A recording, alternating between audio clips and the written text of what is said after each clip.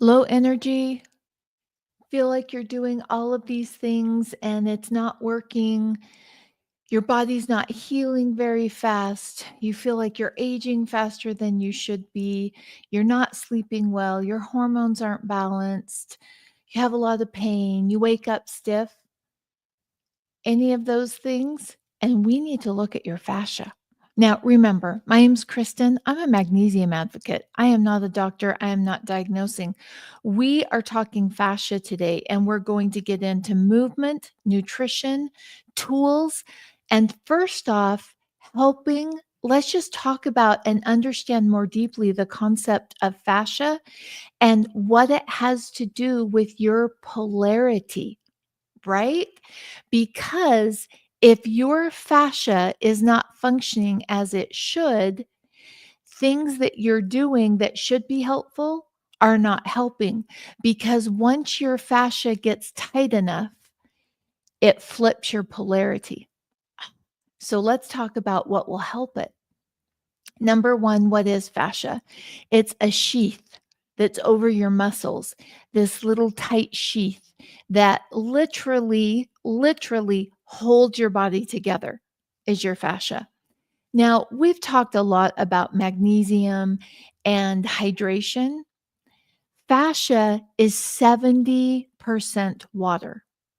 And while we're talking about these things, instead of focusing on what you're not doing and like, oh, I need to add this and I need to add that. And oh my gosh, now I know 5 more things I'm supposed to get done. No, no, no, no, no. We do not go there.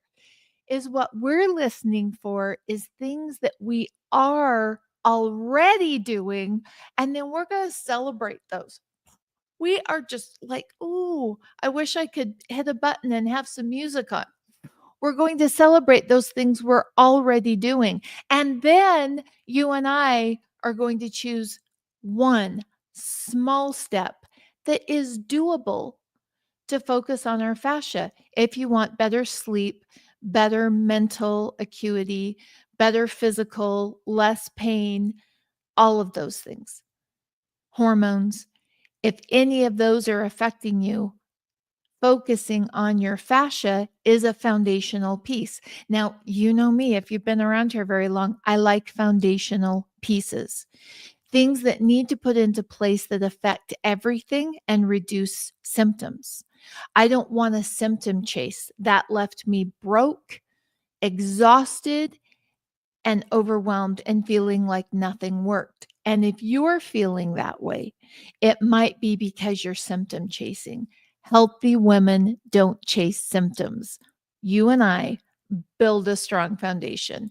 It is my goal to be with you on your journey, if you want me, to be able to build a strong foundation and focus on those things that support everything. Because over the last 25 years, as I've watched women do that, those are the ones that get healthy, not the ones that just focus on their thyroid, because there's so much we need to do to support thyroid foundationally. So let's build the foundation and then figure out what needs to be focused on. Fascia is part of your foundation. Now, fascia acts as a semiconductor. We've talked about voltage, that you need strong voltage, potassium, magnesium, and salt, because that's what moves the ATP energy in your body. Your fascia conducts that energy. So think of it like a telephone wire that the energy is moving across. That's what your fascia does for your energy. And so if your fascia is tight or if it has knots in it, the energy is bundling and becoming stagnant. And when fascia is acting as the semiconductor for your energy that it's supposed to, and the electrons are flowing through that, it's charging each organ as if it is the battery that it is. And so then instead of tiredness, you've got all of your organs acting as a battery that are on and they're fueling your body. Now, if you're super exhausted and you're not sleeping at night and you're waking up between 2 and 4 o'clock in the morning, your voltage is off. Your batteries are down and your adrenals are trying to pick up the energy. And then when your adrenals have pushed long enough, that's when your thyroid tanks. So do you see how going to fascia is actually a powerful move for your thyroid, whether it's Hashimoto's, whether it's hypo, whether it's hyper? Getting the fascia and your battery pack moving are key to long-term success when it comes to your health. Fascia, I love it. Let's talk about it. Okay, I think let's start with fascia is 70% water. Hydration is everything when it comes to your fascia. Now, let's dive a little bit deeper than just hydration because we all know hydration, drink water, right? We've got to go a little bit deeper than that now. Instead of just drinking water, let's add a pinch of salt if appropriate. Healthy women filter all information. If appropriate for you and your journey right now, adding a touch of salt and some potassium rich foods will help the water not only enter the cell, but will help it hydrate the fascia. So you're building energy. You're getting your batteries in place for your energy instead of pushing and driving your adrenals because your adrenals aren't meant to do that. That's not where the energy is supposed to come from. And so far, every woman, every every single woman, 100% that I've ever worked with are using adrenals for energy, not fascia. And if I can get them to switch their thinking to building their fascia, charging their batteries. Every organ is a battery, and you get all of those organs firing and fascia acting as the semiconductor of energy. It's a game changer. It is an absolute game changer. It doesn't happen without hydration. Ask yourself, take a minute, close your eyes.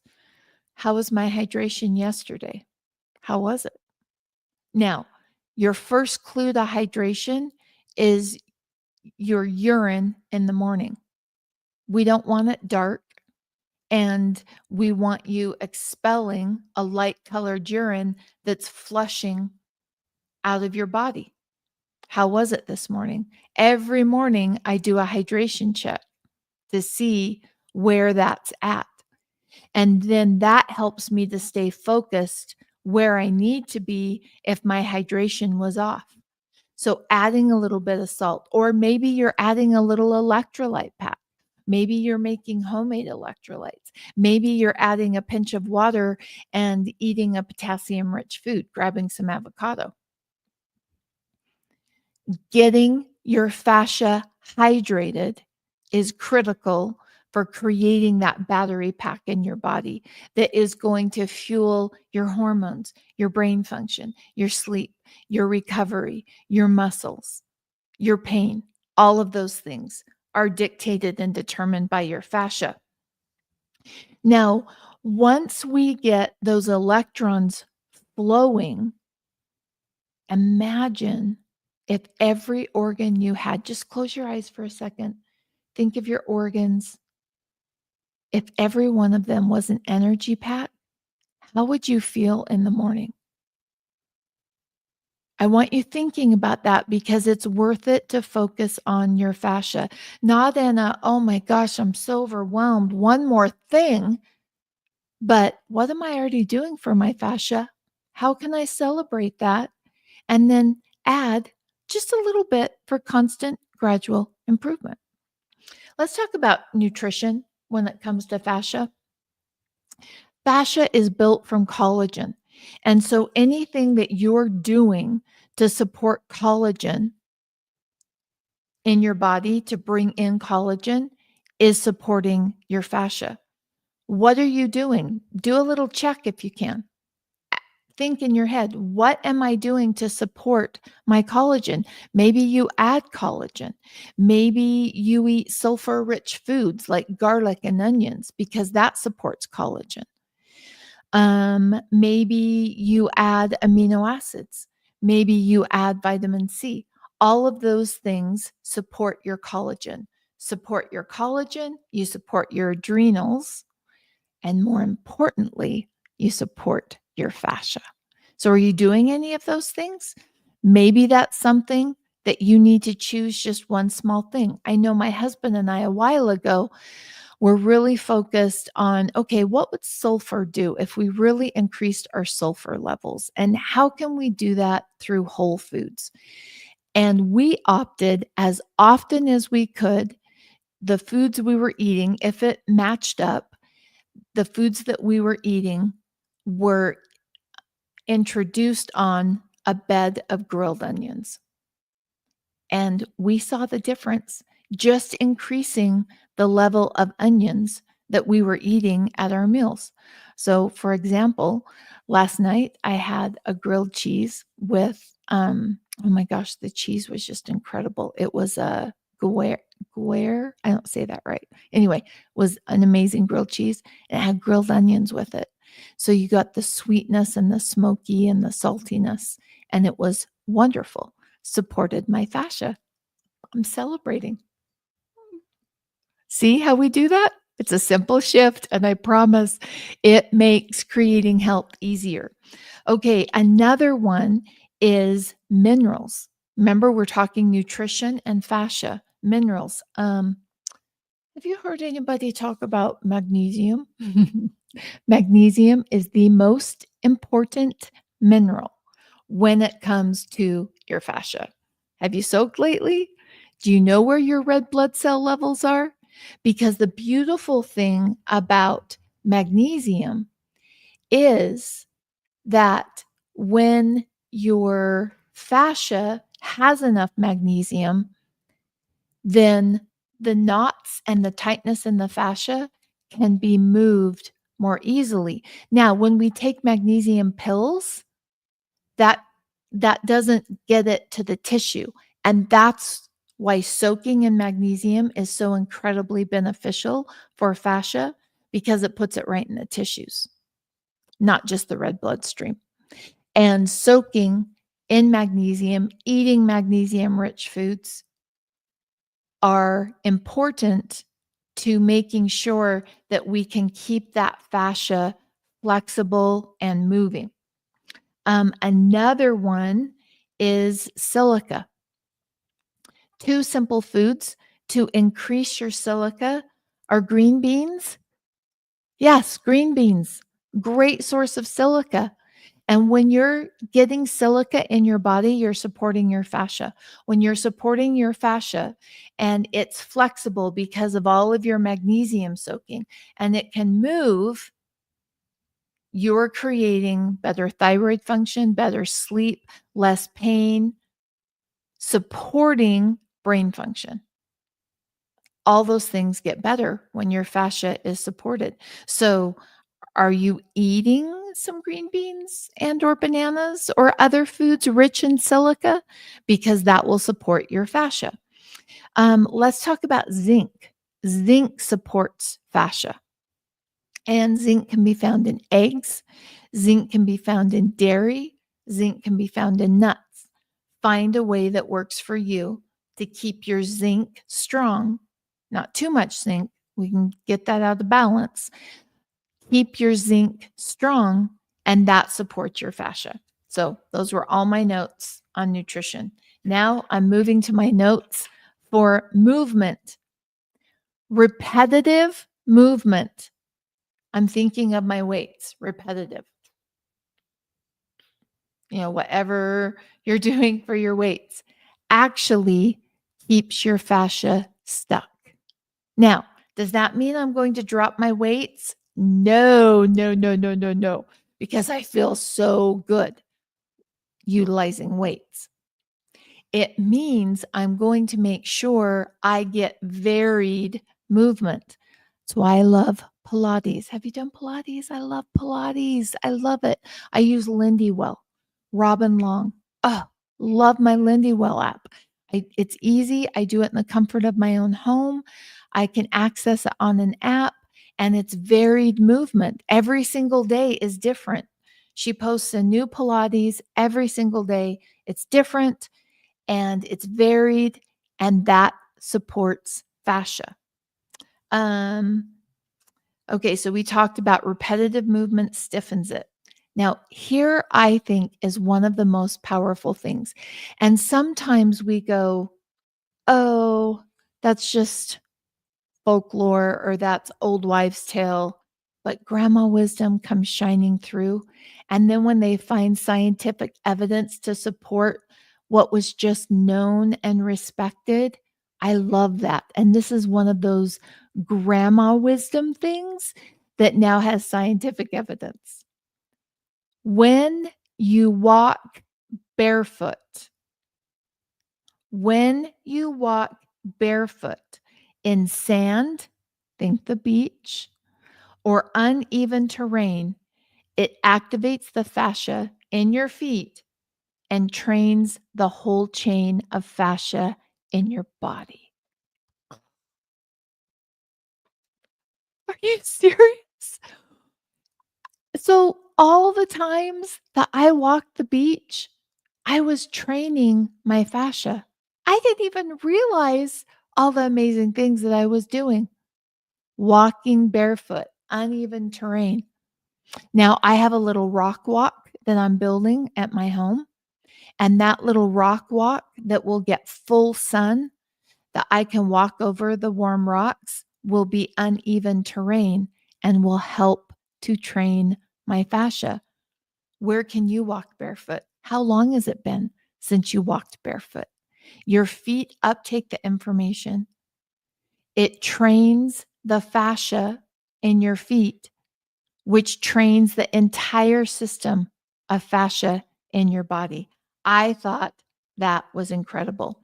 Another one that I absolutely love, we talked about Pilates. You've heard me talk about rebounding. Earth and Owl is one of my favorite resources for rebounding. Rebounding supports your fascia. It's a great way to support your fascia. Flossing. Now, I'm not talking about flossing your teeth. Oh, the Pilates girl's name, Ruth. I just caught that as the comments were going up. The program is called Lindywell, is her program. It's an app. I believe I pay about 200 a year for, and I love it. Her name is Robin, and she does every day there's a new Pilates routine. And I love that. But even more than that, I can go in and search and say, I want 10-minute intermediate level for my knees. I can put in those search terms and it will give me all of her Pilates over the years that will support my knees in 10 minutes at the level that I'm at. I love it. I've been a part of the group. I'm not a huge fan of the Facebook group, and I think it's very common when people get together in online groups, they start complaining and magnifying the complaints. So the group's not a good fit for me. You may love it. There's also tons of recipes on there. It's a great resource. I've used it and been a part of that group for years and continue to pay that 200 a month, or not a month, a year, because it is so simple, so easy, and I get more Pilates done with that than without. Could I just go Google that? Yes. Her quality is better, and the continuity and the flow with my Pilates is better with Lindywell. So Lindywell, Robin Long. Okay, let's see. Where was I at? Oh, you're so welcome. You're so welcome, Ruth. Okay, let's see. Movement. We were talking rebounding. Let me get back to my note here. I had like this flood of information this morning I wanted to share, so I had to take all these notes. Okay, so movement, we talked about repetitive rebounding. Earth and Owl, my favorite resource for that. love Earth and Al, love her education, love her resources, love her what she gives off in the world. Just love it. So if you're interested in rebounding, I changed my rebounder on her recommendation. And man, oh man, I could not believe the difference. It was so much better than the rebounder I was using. And it's worth checking her out. She's all over on social media. And I'm sure Shelly will link that to um, Earth and Now. Now here's one. This is where I lost track. Flossing. I'm not talking about flossing your teeth, although important, not when it comes to fascia. Fascia flossing. There are specific, I wish I had enough room here that I could show you different ways that you move your body, and it will literally move the fascia. I get a lot of tightness here in my neck, and there's a couple moves that I do with flossing, and it is, well, fans annoy me, and sometimes more than others. And you know how you turn it off and you think, oh, that's what was bugging me? Flossing is like that. You think, oh, I didn't know I needed that. So check out flossing. On flossing, I haven't found one person that like is my go-to for information. And so just check out, I like to go to YouTube for this, or I should say the Red app, because other apps will put down how many people see this video. So I like to go to the Red app to search for flossing and fascia. And it's incredible resource. And it will take you longer to watch the video of how to do it than to actual do it. And then once you learn it, it's in your tool belt. And I love having a big old fancy tool belt. So no matter what's happening, I've got a tool that I know how to use quickly, easily, effectively. And that has helped me build a strong foundation and maintain a strong foundation. Okay, so we talked about hydration. That one's gone. We talked about movement. That one's gone. Talked about nutrition. That one's gone. We talked about how fascia builds your batteries. Each organ is a battery. And remember, if your fascia gets tight enough, it flips your polarity, meaning your North Pole becomes your South Pole and your South Pole becomes your North Pole, and everything gets harder. And that happens when your magnesium drops. So please remember, soaking in magnesium and hydration, the starting point. The starting point. And if your polarity has flipped, things that should work for you don't work for you. And a lot of times people who say, oh, I've tried everything, I know that their polarity has flipped, and focusing on your fascia rebuilds the battery packs of each organ. And then you get the battery packs of every organ working together. And that's complete change. Just right there, complete change. So we talked about that. So that's post-it note over there. Oh my gosh, we're at 23 minutes already. Okay. So tools, dry brushing.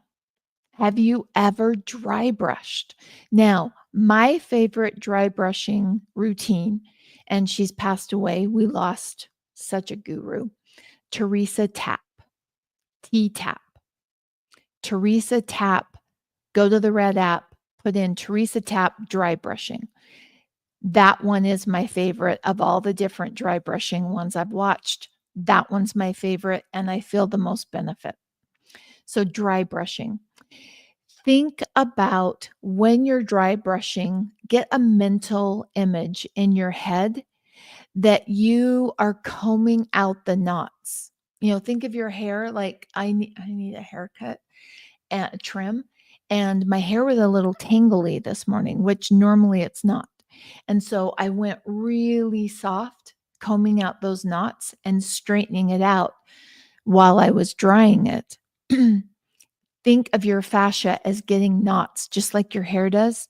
And so when you're doing that dry brushing, visualize that you are brushing out those knots. You're being a little gentle around that. And if you can get that mental image in your head of brushing out those knots while you dry brush, you get more benefit from dry brushing. It's incredible. Another one that I love, and my husband loves this one because he is someone who suffers from chronic pain.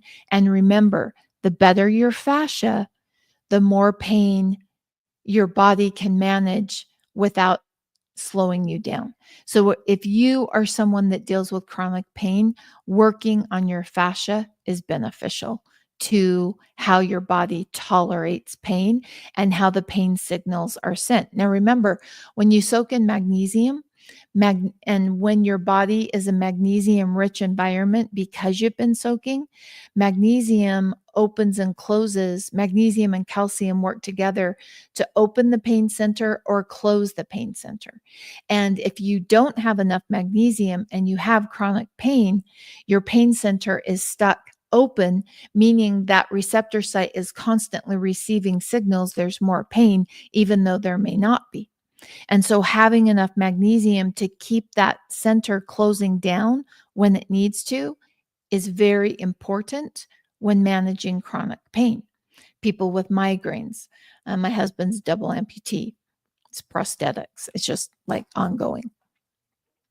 Now, your fascia plays a role in that too, but we also know that soaking in magnesium and your fascia, magnesium is the most important mineral. Hydration, magnesium. Those are the two things you must have in place to be focused on your fascia, or all the things that you could quote go do for your fascia and add to your plate. You're not going to get benefit from them because you don't have your hydration and your magnesium in place. But that fascia also supports how your body tolerates pain. Okay, so that was my topic of the day. I had a really good friend last night that reached out and she said, "Kristen, you talk about um voltage, electrolytes. I got my sister started and it just changed her world." And she goes, "It's not making a difference for me." Well, she'd been through insane amounts of stress for a long period of time. And I could hear it as she talked, that dryness, that clack, clack, clack. You if once you understand what it is, be careful. You'll never be able to unhear it when people are dehydrated. And I really focus because if I'm not working with a client, it's none of my business if they're hydrated or not. And I have to consciously turn off listening for their hydration. Last night, she was reaching out to me, not as a client, but as a friend. And so she invited me to turn on all my spidey senses to pick up what was going on. And I could hear it, that dehydration. And so I knew that her fascia was really knotted up, meaning her semiconductors to carry the voltage that magnesium, salt, and potassium creates was very low. And so I said, you've got to start at the beginning, magnesium and hydration. And for her, because I knew that the stress had been long term, I said, you might have been so low in magnesium and so dehydrated for so long that soaking in magnesium will shine the light on how low your potassium is, because then potassium kicks in and starts to do what potassium or what magnesium is supposed to do. And then you soak in magnesium and your body goes, "Oh my gosh, I'm dropping potassium, running over to pick up this magnesium because it's the most important mineral." And if you're already low in potassium because of untold stress, then you feel horrific. Horrific. And so if you are like my friend and you're realizing, I've got to take care of myself, and you've been under incredible stress, haven't been noticing how much potassium, you might need to add potassium before magnesium to make sure that your body, when it picks up the magnesium, doesn't drop your potassium and you're just like because magnesium's the relaxer mineral. It's not the exhaustion mineral unless you're completely depleted and your batteries are turned off. And then that's when we have to kick in and make sure we've got the potassium along with the magnesium. But typically, magnesium hydration, that's where you start. That's the beginning of opening the gateway of help. It's the beginning of opening the door to pulling those knots through on your fascia. So now I would love to know, is there anything from today that you can take that you've learned and apply? Because today was not about putting you in overwhelm. And I've had people tell me that, Kristen, it's so overwhelming to listen to you. I beg to differ.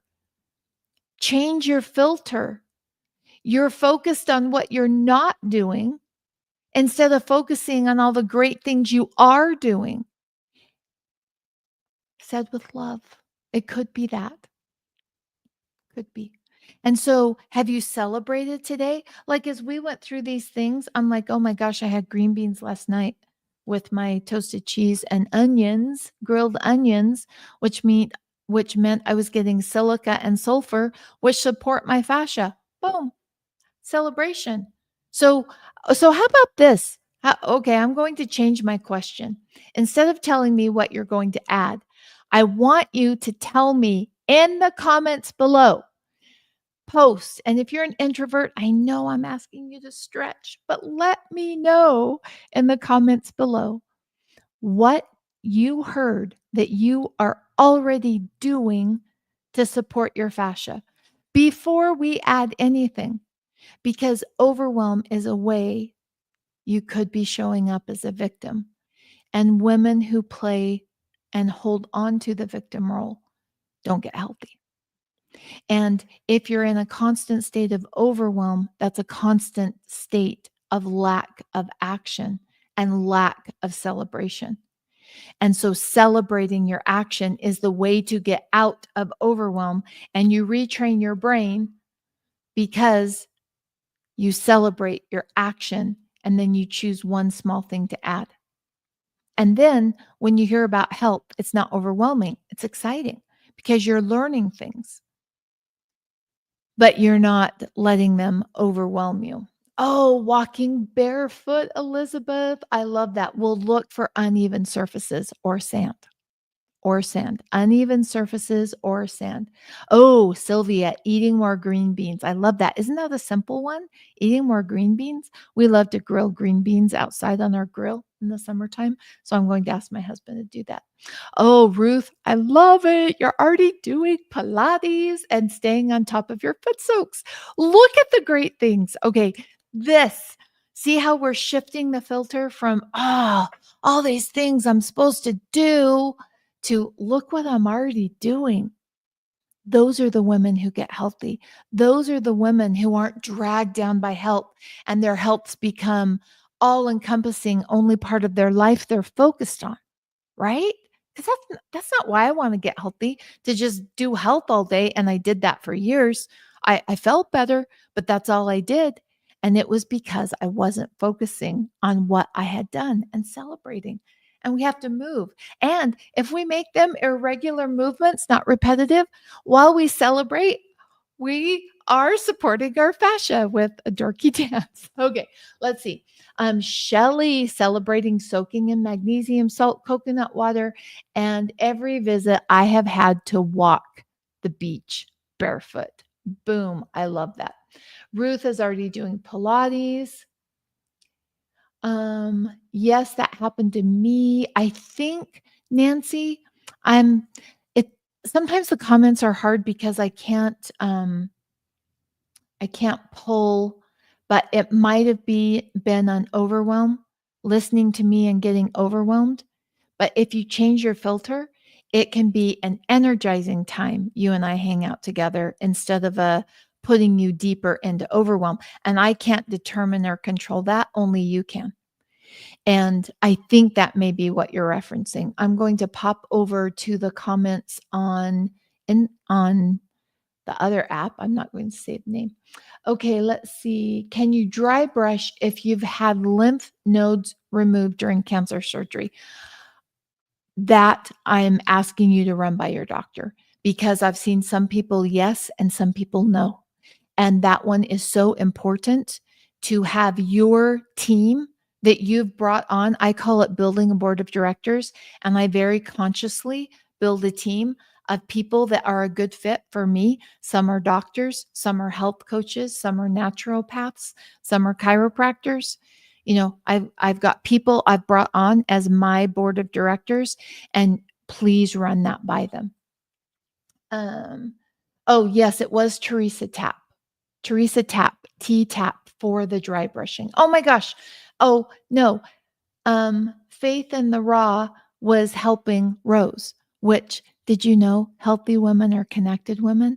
You just helped all of us create more connection during the live, and that helps support our health. Self-care is awesome, but I think sometimes we send women to isolate when is what they actually need is community. I remember my mom's community, women would come and create quilts. And I remember laying under the quilt as they were quilting and listening to all of these women talk. And I think they forgot I was there because some of the topics I probably shouldn't have listened to. But I didn't know, as a little kid, I didn't know what some of it meant. But now as an adult, I'm like, wow.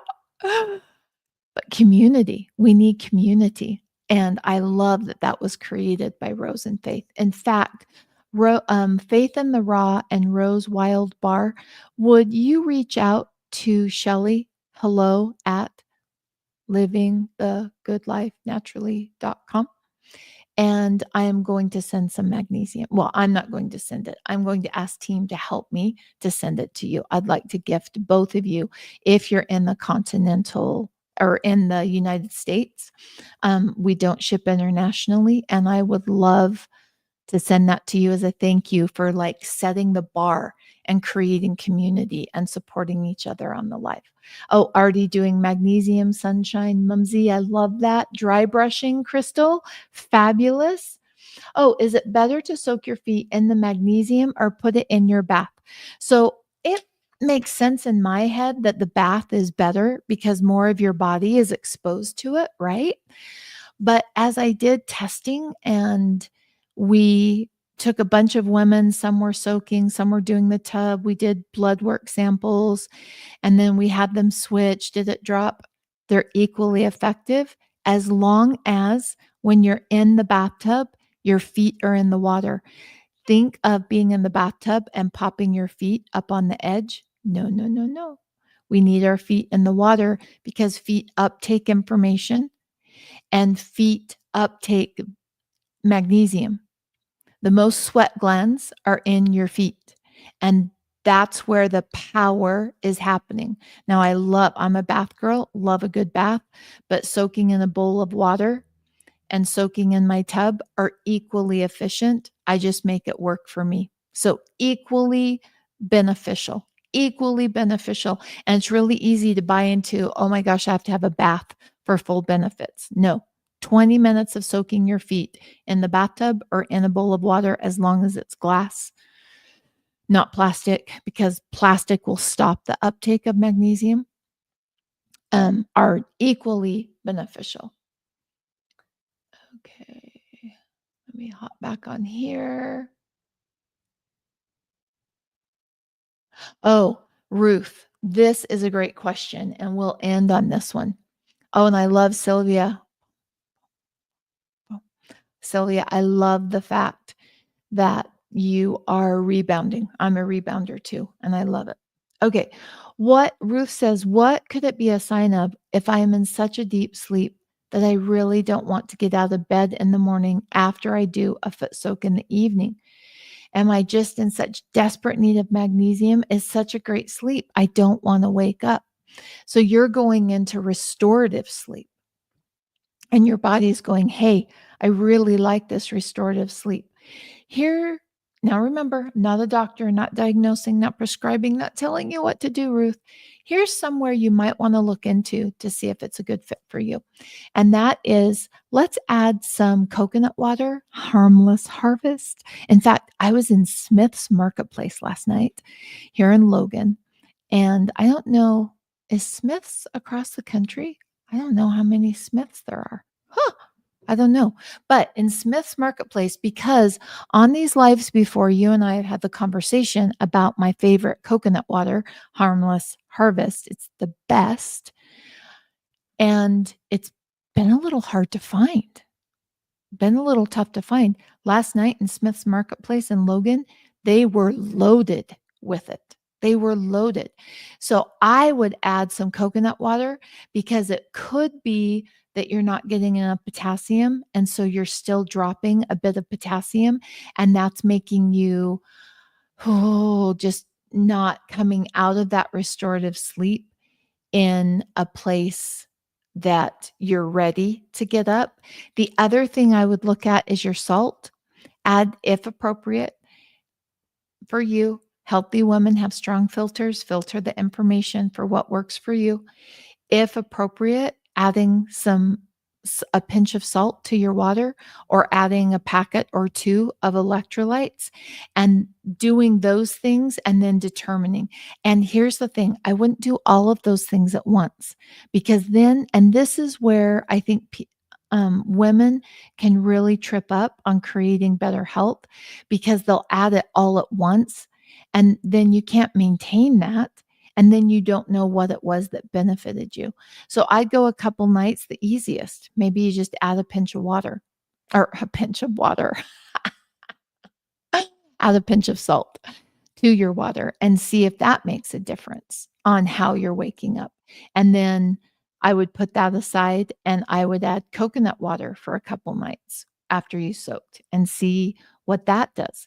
And then I would put that, evaluate, take some notes. Then I would put that aside and I would do some electrolytes, a pack or two of electrolytes that were really balanced, and then determine, okay, which of those, where were the patterns happening?